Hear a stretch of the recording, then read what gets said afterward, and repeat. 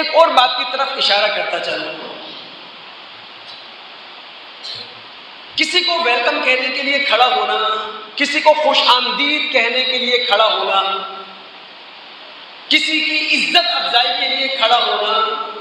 کسی کی تکریم کے لیے کھڑا ہونا، یہ بالکل مذہب کے اندر جائز ہے۔ اور میں تو سمجھتا ہوں مذہب کی تعلیم ہے، مذہب کی تعلیم کا حصہ ہے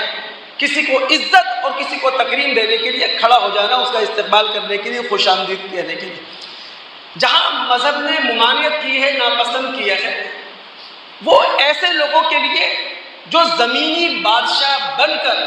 اس بات کی خواہش رکھتے ہوں کہ لوگ ان کے سامنے قیام کریں، لوگ ان کے سامنے بت بن کر کھڑے ہو جائیں۔ دیکھیں،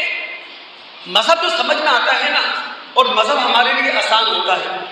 بلکہ مذہب ہماری زندگی کو آسان تر کر دیتا ہے، یہ اس وقت ہوتا ہے کہ جب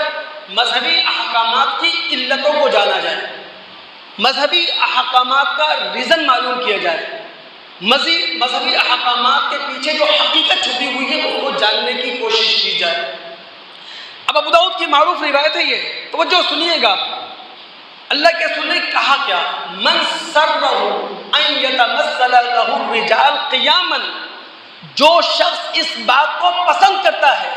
کہ لوگ اس کے سامنے بت بن کر کھڑے ہوں، فَلْيَتَبَوَّأْ مَقْعَدَهُ مِنَ النَّارِ، وہ اپنا ٹھکانہ جہنم سمجھے۔ لیکن اگر میں اپنی خوش دلی سے، میں اپنی آزاد مرضی سے کسی کو ویلکم کہتا ہوں، کسی کو خوش آمدید کہتا ہوں، کسی کو عزت اور تکریم دینے کے لیے کھڑا ہوتا ہوں، یہ مذہب کی تعلیم کے عین مطابق ہے۔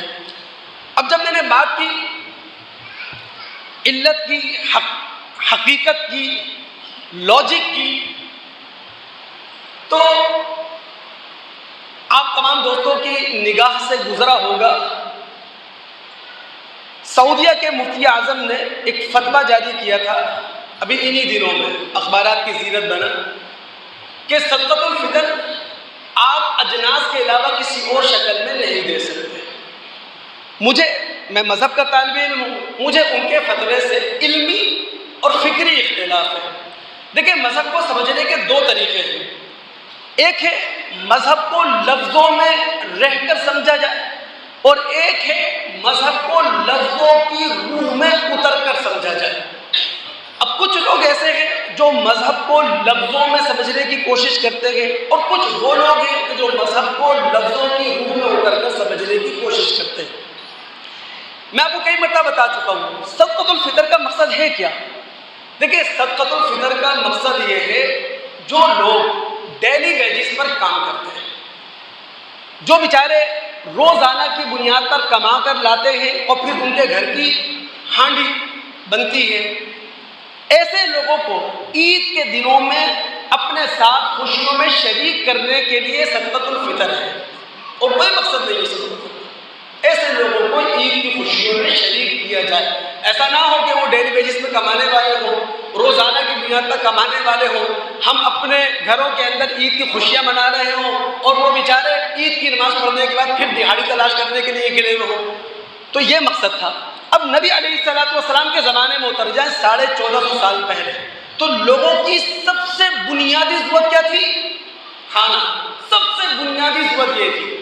پہننا اوڑھنا نہیں تھا ان بیچاروں کے پاس، وہ تو ایک جوڑا تھا، وہ سال گزار دیا کرتے تھے اس کے اندر، یہ بنیادی ضرورت نہیں تھی۔ اس زمانے میں بنیادی ضرورت تھی بیچاروں کی کھانا پینا۔ تو نبی علیہ السلام نے کہا ایک سا، دیکھیں رسول نے کہا کیا تھا، بھائی